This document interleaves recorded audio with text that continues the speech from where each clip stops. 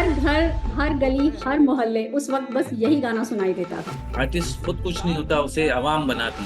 शेर हो जैसे तुझको देखेंगे सितारे तो जिया मांगेंगे, और प्यासे तेरी जुल्फों से घटा मांगेंगे, अपने कांधे से दुपट्टा ना सरकने देना, वरना बूढ़े भी जवानी की दुआ मांगेंगे। तो कैसा एक्सपीरियंस रहा आपका एक्टिंग का? कि मुझे फिल्म के अंदर खुद ब खुद ऑफर आया कि आपको इसमें गाना है, और गाने के बाद फिर डबल बोनस ये मिला कि बोले नहीं, हम आपको उसके ऊपर पिक्चराइज भी करेंगे। आपने स्पिट्सविला 15 का भी एंथम गाया था अभी रिसेंटली। उस वक्त कानों के लिए गाने बनते, आजकल आंखों के लिए गाने बनते। नमस्कार, hello, welcome to good vibe show. आज हम स्वागत कर रहे हैं एक ऐसे कलाकार का जिनकी आवाज़ और गीत ने पूरे देश को झूमने पर मजबूर कर दिया था। उनका एक गाना तुम तो ठहरे परदेसी न सिर्फ अपने समय का एंथम बन गया, बल्कि एक मिसाल भी बनाया कि म्यूज़िक किस तरह से लोगों के दिलों तक पहुंचता है। ये गाना हर गली, हर मोहल्ला और हर दिल की धड़कन बन गया था और आज भी अपनी चार्म के लिए याद किया जाता है। आज भी वो नए ज़माने के दिलों में अपनी जगह बना रहे हैं। स्पिट्सविला 15 के एंथम को उन्होंने अपनी आवाज़ दी है, जो ये साबित करता है कि उनका संगीत हर जनरेशन के साथ रेजोनेट करता है। उनकी आवाज़, उनका शायराना अंदाज और यूनिक फ़कीराना मिजाज उन्हें एक अलग ही मकाम पर ले गया। तो आइए दिल से स्वागत करें the one and only Altaf Raja ji का। नमस्कार अल्ताफ राजा जी। नमस्ते नमस्ते। बहुत बहुत स्वागत है आपका गुड वाइफ शो में। शुक्रिया वंदना जी। और मैं सभी जो मेरे यूएसए के जो दर्शक देख रहे हैं उन सभी को नमस्कार, आदाब, सत श्री अकाल, वणक्कम। बिल्कुल, सिर्फ यूएसए ही नहीं, पूरी दुनिया के दर्शक आपको देख रहे हैं और सभी आपके गानों के बहुत बड़े फैन हैं, जिनमें से मैं भी एक हूँ और जी बचपन से आपके गाने सुनते आई हूँ, तो I am really excited to talk to you today. जी तो चलिए शुरुआत करते हैं। सबसे पहले जी। आपके आइकॉनिक सॉन्ग तुम तो ठहरे परदेसी की ही बात करते हैं। ये गाना आपका हाँ जी डेब्यू एल्बम था और एक जबरदस्त हिट रहा और इसके 4 जी मिलियन से भी ज्यादा यूनिट्स बिके और एक कैसेट हमारे घर में भी था। तो मेरे ही घर जी। क्यों, हर घर, हर गली, हर मोहल्ले उस वक्त बस यही गाना सुनाई देता था। तो आप, अच्छा, आप बिहार से हैं मेरे ख्याल से। जी जी मैं जी बिहार जी। से हूँ, पटना से हाँ हूँ, तो आप जी इमेजिन जी कर सकते हैं कि उस वक्त हर सड़क, हर दुकान, हर मोहल्ले में बस यही गाना जी बजता होगा। जी। तो आप आपने कभी सोचा था कि ये गाना इतना बड़ा हिट बनेगा? देखिए, क्रिएशन आदमी आर्टिस्ट कोई भी करता है, मैं क्या कोई भी आर्टिस्ट करता है तो वो ये सोच कर ही करता है कि उसको रिकॉग्निशन मिले, जी। उसको यानी क्या कहते हैं, सक्सेस मिले। हम्म। और मैंने ये, दरअसल पहले मेरा ये डेब्यू एल्बम नहीं था, मेरा एक अपना वर्शन एल्बम 1993 में आया था, सजदा रब को कर ले। अच्छा। तो ऊपर वाले के नाम से ही शुरुआत हुई थी। तो हम्म। उसके अंदर डिवोशनल सॉन्ग थे, मुस्लिम डिवोशनल सॉन्ग थे। गाफिल बंदे नेक अमल से अपना दामन भर ले, सजदा रब को कर ले। वक्त है अब भी गाफिल बंदे रोजे जजा से डर ले, सजदा रब को कर ले, सजदा रब को कर ले। ऐसा वो अपना वो उसके अंदर वो थे, मगर वो उसकी एक लिमिटेड ऑडियंस होती है। और फिर उसके बाद मैंने कई कवर वर्जन्स भी मैंने गाए हैं, कोई डिवोशनल। इंडिपेंडेंट एल्बम 1996 में हमने ये रिकॉर्ड किया था, तुम तो ठहरे परदेसी। उससे पहले मैं 1992 से इसके अंदर जो जो भी शेर शायरी है, जो नज्म है, जनवरी फरवरी मार्च अप्रैल मई जून, इसको इकट्ठा करने में मेरे दिन रात की मेहनत है। करी थी तुम यूं मिली दोबारा, फिर माह फरवरी में। क्योंकि इस किताब को पढ़ना, कभी मुशायरे में जाना, कभी शायरों को सुनना, और उसमें से सेलेक्टेड वो उससे मैचेबल शेर हो जैसे तुझको देखेंगे सितारे तो जिया मांगेंगे, और प्यासे तेरी जुल्फों से घटा मांगेंगे, अपने कांधे से दुपट्टा ना सरकने देना, वरना बूढ़े भी जवानी की दुआ मांगे। ये मैंने जौहर कानपुरी साहब को पढ़ते हुए अपना सुना, तो हम्म। वो मैंने नोट कर लिया। और फिर सबसे इजाजत भी ली, जो जो अलग अलग शेर है उसके अंदर नरेश कुमार शाद का है अंदर, बहकी हुई बहार ने पीना सिखा दिया, बदमस्त बरगुबार ने पीना सिखा दिया, पीता हूँ इस गरज से कि जीना है 4 दिन, मरने के इंतजार ने पीना सिखा दिया।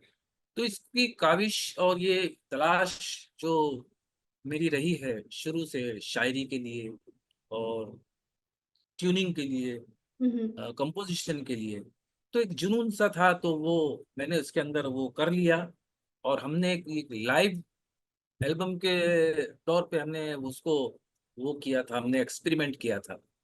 और महफिलों में मैं गाता था तो मुझे इतना तो पता था कि लोग एल्बम को पसंद करेंगे। फिर मेरी मम्मी का ही सजेशन था कि इसको, हाँ। तुम जब एल्बम होगा तो इसको एल्बम में डालो। तो इस तरह से उसमें जितने भी आवारा हवा का झोंका हूँ, हम्म। और दोनों ही मोहब्बत के जज्बात में जलते हैं, ये सब मैं महफिलों में गाता था। तो ये सब एक निचोड़ हमने स्टूडियो बुक करके और सिर्फ ट्रैक अलग अलग बना लिए, रिदम के और वॉइस के, और लाइव जैसा हमने उसको फीलिंग दिया। और हम्म। वो एक लोगों को एक अट्रैक्शन लगा कि फिल्म के गाने और दूसरे गाने जो आते थे पॉप एल्बम के अंदर, बिल्कुल एक नयापन लोगों को लगा। और that's why it hit the chart. या शायद इतनी शेरो शायरी वाला ये गाना, इसका अंदाज ही कुछ अलग था, जिसकी जी। वजह से इसने लोगों के दिलों में खास जगह बनाई। इतना मशहूर गाना था कि आजकल तो आज भी उसके रील्स बनते हैं, वीडियोस बनते हैं, कंटेंट क्रिएट होता है जिसमें आपके गाने यूज होते हैं। कैसा लगता है जब आपके गाने नए तरीके से इस्तेमाल करते हैं लोग, और नए लोगों तक डिफरेंट तरीके से पहुंचता है आपका गाना? अब खुशी का तो इजहार आदमी कर नहीं सकता। बस खुशी तो खुशी होती है, उसका पैमाना नहीं होता है कि 10%, 100%, 80%। आदमी खुशी होता है कि आज की जनरेशन भी मुझे लाइक करती है। सबसे पहले तो मैं, आर्टिस्ट खुद कुछ नहीं होता, उसे आवाम बनाती है। उसे सुनने वाली जो जनता होती है वो आर्टिस्ट बनाती है। उनके दिल को पसंद आता है कोई, तो उसको वो एकदम सर पे बिठा लेती है। तो मैं सभी जो मेरे चाहने वाले हैं, जो सुनने वाले हैं, उनका मैं तहे दिल से शुक्रिया अदा करता हूँ कि आज तक मुझे वो इतना प्यार देते हैं। और जहाँ भी मैं कंसर्ट के लिए जाता हूँ तो दिल खोल के, आपके बिहार में भी हर जगह जाता हूँ। अभी परसों मैं कल मुझे ट्रैवलिंग है, और परसों मेरा मधुबनी में शो है, और अच्छा। तरसों बलिया में शो है, बिहार और यूपी की बॉर्डर में। तो हर जगह मुझे ढेर सारा प्यार मिलता है, और लोग इज्जत देते हैं। और बहुत ही, यानी एक आर्टिस्ट को एक अलग ही जो कहते हैं ना कि सम्मान जो देते हैं, तो उसका मैं बहुत सभी जनता का मैं सभी आवाम का, पब्लिक का शुक्रिया अदा करता जी बिल्कुल, सभी जनता को आपका गाना बेहद पसंद है। तो अब मैं आपके बचपन की तरफ चलना चाहूँगी, और हूँ। आपके माता-पिता दोनों मशहूर कव्वाल थे, जी। और तो आपके घर का एटमॉस्फेयर कैसा रहता था? कैसा माहौल था घर का उस वक़्त? मेरे फादर का नाम है इब्राहिम इकबाल कव्वाल, मम्मी का नाम है रानी रूपलता कव्वाल। अच्छा। तो उन वो बहुत स्ट्रगल करते थे वो। अ, अ, उनके एचएमवी से, हिज मास्टर वॉइस से रिकॉर्ड भी आते थे। हम बचपन में जाते थे, इधर ही फोर्ट पे स्टूडियो था एचएमवी का, उसके अंदर मैंने बचपन में जगजीत सिंह साहब का स्ट्रगल्स भी देखा है मैंने। महेंद्र कपूर साहब को लाइव गाते हुए देखा है। क्या बात! खय्याम साहब उधर आते थे, बेगम अख्तर साहिबा आती थी। सभी का एक ही कंपनी थी उस वक्त, एचएमवी, हिज मास्टर्स वॉइस। तो जी। एक अपना एक 45 आरपीएम करके इतनी इतनी सी रिकॉर्ड आती थी, एक विनिल रिकॉर्ड। और एक बड़ा लॉन्ग प्ले आता था, 75 हो या 70, या मैं थोड़ा मिस कर रहा हूँ। तो बचपन से ही संगीत का माहौल था घर के अंदर, और शायरों का आना जाना, म्यूजिशियंस का आना जाना, रेसल्स, और वो सब कानों के अंदर, और वो सब। तो हम भी अ, लता जी और रफ़ी साहब, किशोर दा, इनके गाने सुनते थे। गुलाम अली साहब की गज़लें बहुत सुनते थे। जगजीत सिंह साहब, मेहंदी हसन साहब, नूरजहां और आशा जी। तो सबको एक पैशन बन गया था संगीत का, और इस तरीके से संगीत की तरफ रुझान हुआ। लेकिन जहाँ तक मैंने आपके बारे में पढ़ा और सुना है आपके बारे में, आपको पढ़ाई में ज़्यादा दिलचस्पी नहीं थी, और आपने ड्रेस डिज़ाइनिंग का भी कोर्स किया है। तो जी। फिर कैसे डिसाइड किया कि म्यूज़िक में करियर बनाना है? नहीं, दरअसल क्या है कि संगीत का ऐसा था कि मुझे ये तो था कि मैं संगीत के अंदर ही नाम करूंगा। पहले मुझे अपना ये कॉम्पोजिशन का शौक था, और मैथ्स की वजह से मैंने पीछे रह गया मैं, क्योंकि फिजिक्स केमिस्ट्री बायोलॉजी में आज तक मेरे पल्ले नहीं पड़ी। 02 इज इक्वल टू ऑक्सीजन समझ में आता है, बाकी H2O भी और किसको क्या कहते हैं। उस वजह से मैं फेल हो गया 9th स्टैंडर्ड में। फिर दोबारा भी फेल हुआ, प्राइवेट एसएससी किया तो भी फेल हो गया, थोड़ी आवारागर्दी भी की। लेकिन अल्टीमेटली संगीत की तरफ ही रुझान हुआ। तो हमारी मम्मी और डैडी बहुत स्ट्रगल करते थे, उनके रिकॉर्ड्स आते थे, शोज भी होते थे, लेकिन उनको इतनी रिकॉग्निशन जैसा मुझे मिली है हम्म। वैसी रिकॉग्निशन कव्वाली फील्ड में उनको जानते सब थे, लेकिन उनका कोई सॉन्ग्स या कुछ ऐसा नहीं हिट हुआ था कि जिसकी वजह से वो कुछ डिमांड कर सके या कुछ अच्छी प्राइस या कुछ कर सके। तो वो मुझसे कहते थे कि बेटा एक हुनर और सीख लो, हम्म। ड्रेस डिजाइनिंग का काम आएगा तुम्हारे कभी भी लाइफ के अंदर, हुनर को भी खाली नहीं जाता। तो इसलिए मैंने ड्रेस डिजाइनिंग भी, और वो मैं अपना इसके अंदर ज्योग्राफी के अंदर मुझे अच्छे मार्क्स मिलते थे क्योंकि मैं डायग्राम बहुत अच्छा बनाता था। तो इस वजह से वो ड्रेस डिजाइनिंग की तरफ भी मेरा शौक था। तो उसको भी मैंने कैप्चर किया, लर्निंग किया, और साथ साथ म्यूजिक भी सीखा। तो आपका पहला स्टेज परफॉर्मेंस कब दिया आपने? आप अपने माता पिता के साथ जाते थे या खुद से? मैं मदर फादर के साथ भी जाता था, कोरस पे जाता था, सीखता था, तजुर्बा लेता था उनसे कि महफिल को किस तरह से परखा जाए, किस वक्त क्या पेश करना चाहिए, कैसा गजल, कभी हमद है, नात है। कव्वाली के अंदर हमद खुदा की शान को कहते हैं, नात हुजूर की शान को कहते हैं, शहीदी जो करबला शहीद करबला है उनकी शान में कब पेश करना चाहिए, कब सलाम आखिर में पढ़ा जाता है, बीच में गजलें और नज़्में, गीत जो भी है वो। तो उनके साथ जाके तजुर्बा लेता था, और अल्टीमेटली मेरे फादर ने मुझे 89 के अंदर पहला शो मुझे छोटा उदयपुर, ये एमपी और गुजरात की बॉर्डर पे है छोटा उदयपुर, वहाँ का मुझे शो दिया कि जाओ बेटा तुम अपने बल पे स्टेज कवर करो। तो इस तरीके से स्टेज शो की मेरी शुरुआत हुई। क्या बात है! आपने कई छोटे-बड़े जगहों पे स्टेज परफॉर्मेंस दिया है, तो जी, ऐसा कोई परफॉर्मेंस आपका जो यादगार रहा हो? कोई एक ऐसा किस्सा? देखिए परफॉर्मेंस तो हर जगह आर्टिस्ट कोशिश करता है कि भाई उसका बेहतरीन से बेहतरीन हो। बहुत से शोज ऐसे हैं, जैसे मैंने यूएसए का टूर भी किया था, हुँ, 1999 में किया हूँ, 2014 में किया हूँ 2 बार। उससे पहले यूके का 1999 में किया था, 98 में किया था। उसमें भी बहुत बर्मिंघम का शो बहुत अच्छा गया था, और वेम्बली एरेना का बहुत क्राउड आया था, बाहर भी क्राउड था।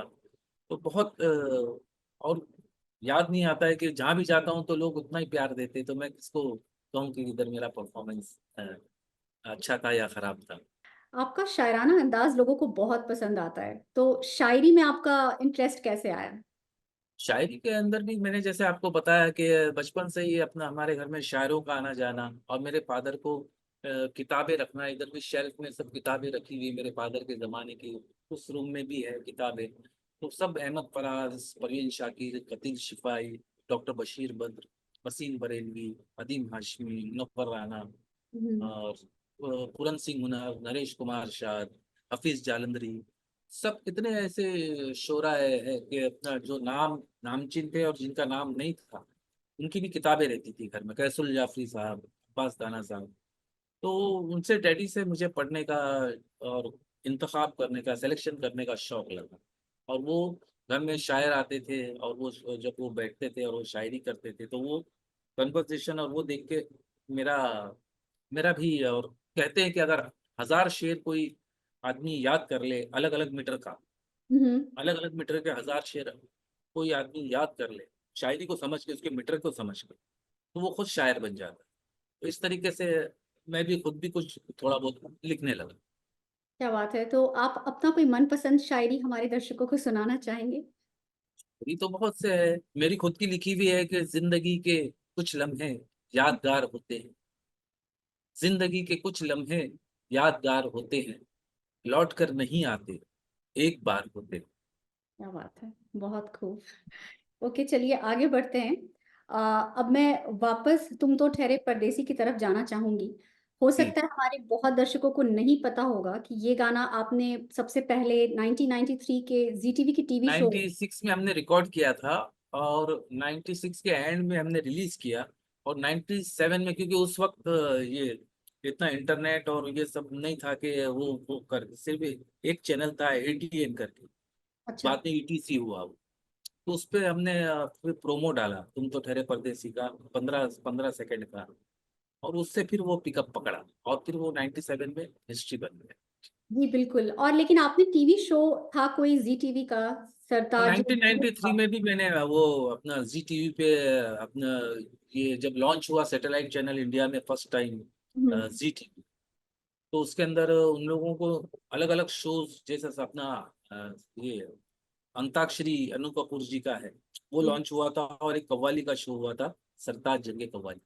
तो उसमें मेरा ऑडिशन हुआ था। मिस्टर कमलेश पांडे जो सुभाष घई जी की फिल्मों में और कई फिल्मों में भी डायलॉग्स लिखते थे, तो उनके हाथ में था। तो उन्होंने सुना, मैंने उधर ही ये सुनाया था, तुम तो ठहरे परदेसी। तो बोले इट्स गुड, और हम इसको रिकॉर्ड करते। एक और अपना गजल गाई थी मैंने। तो ऐसा 2 एपिसोड उन्होंने रिकॉर्ड किए थे रविंद्र नाट्य मंदिर में, वो जी टीवी पे। और जी टीवी पे उन्होंने 93 में रिलीज किया। हाँ। तो उसमें उस वजह से भी मुझे कई जगह से लेटर आते थे और कई जगह के शोज मिलते थे। तो वो वजह और थी कि उसको एल्बम में लाने की हमने कोशिश की, से वो हिट हुआ। आपने कई बॉलीवुड मूवीज में एक्टिंग भी की, जैसे शपथ, यमराज। तो कैसा एक्सपीरियंस रहा आपका एक्टिंग का? मैं क्रेडिट देना चाहूंगा तुम तो ठहरे परदेसी को ही, कि इसकी वजह से ही, क्योंकि मैं कोई म्यूजिक डायरेक्टर का प्रेफरेंस नहीं होता था। म्यूजिक डायरेक्टर उनको जैसे शानुदा है, उदित नारायण जी है और अलका जी है, तो प्लेबैक सिंगर की तरफ उनका फोकस रहता था। अब मेरी वॉइस प्लेबैक सिंगर जैसी नहीं, मेरी हाई पिच की रेंज थी। मैंने कभी सोचा भी नहीं था। ये तो कहिए कि मेरे मम्मी पापा की दुआएं हैं, ऊपर वाले का बोनस मुझे ऊपर वाले ने दिया उनकी दुआओं के तोफेल में, कि मुझे फिल्म के अंदर खुद ब खुद ऑफर आया कि आपको इसमें गाना है। और गाने के बाद फिर डबल बोनस ये मिला कि बोले नहीं हम आपको के ऊपर पिक्चराइज भी करेंगे। और इस तरीके से मिथुन दादा उनके होटल ऊटी के अंदर हमने शूट किया था हम लोगों ने, मोनार्क होटल के अंदर।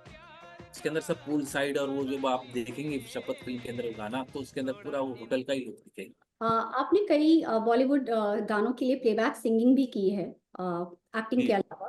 तो आपको क्या लगता है कि प्लेबैक सिंगिंग में गाना और अपने एल्बम के लिए गाना, उन दोनों में कुछ तरीके में कुछ फर्क होता है? बहुत फर्क है।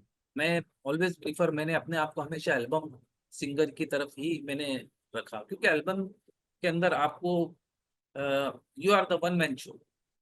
आपकी जो भी क्रिएशन है, नज्म है, गीत है, गजल है, और जो भी आप जो करना चाहते हैं वो आप एल्बम के अंदर पेश कर सकते हैं।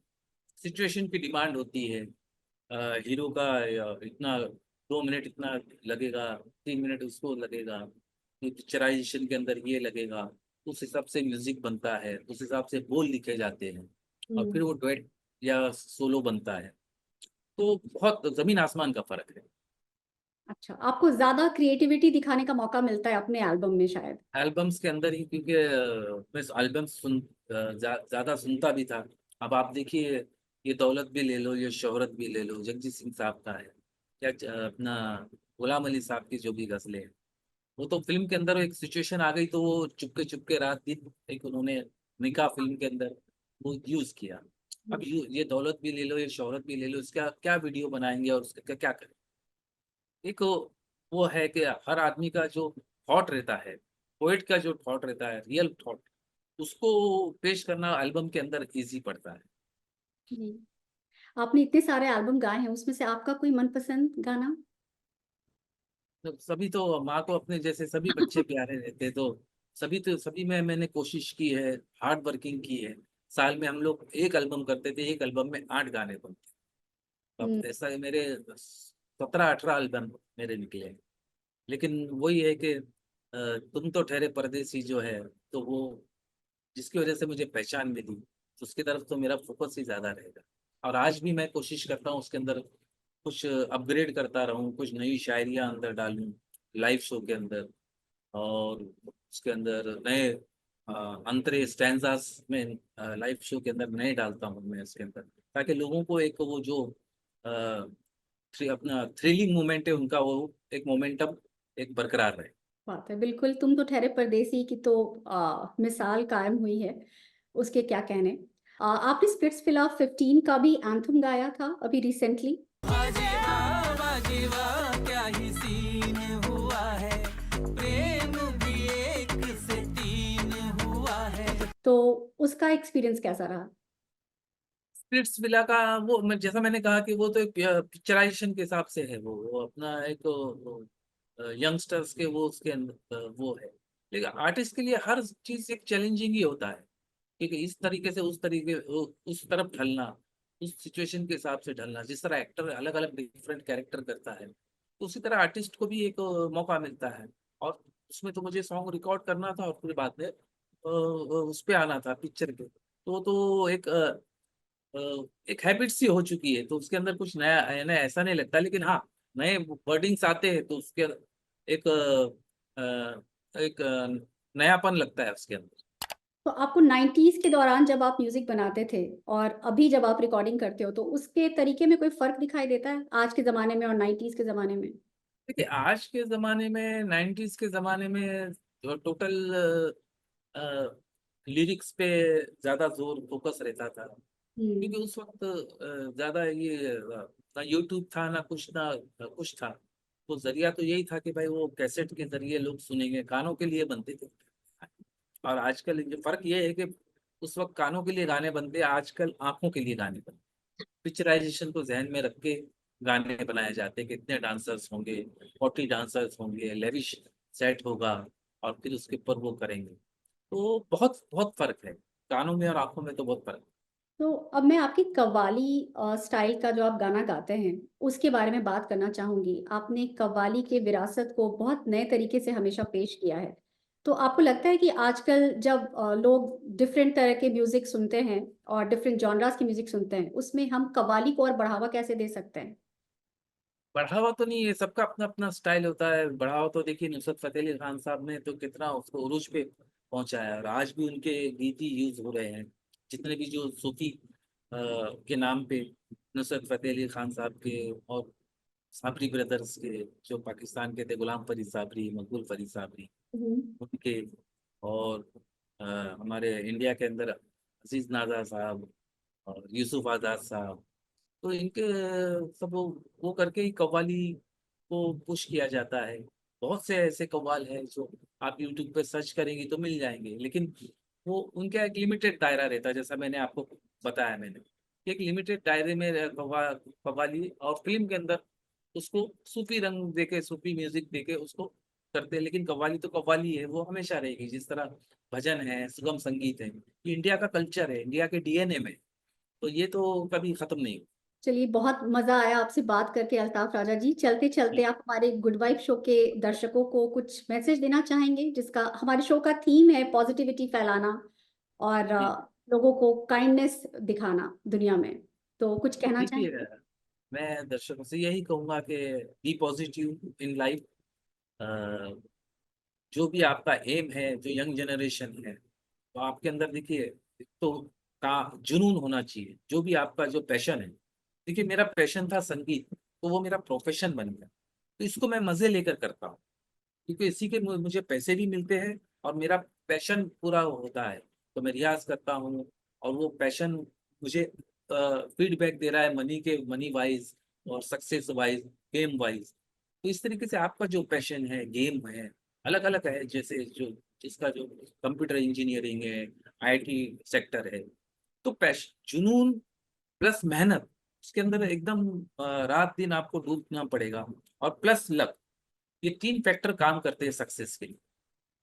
तो आप अपने काम में शिद्दत से जुड़िए, और be positive and keep faith in God, you will be successful one day in your life.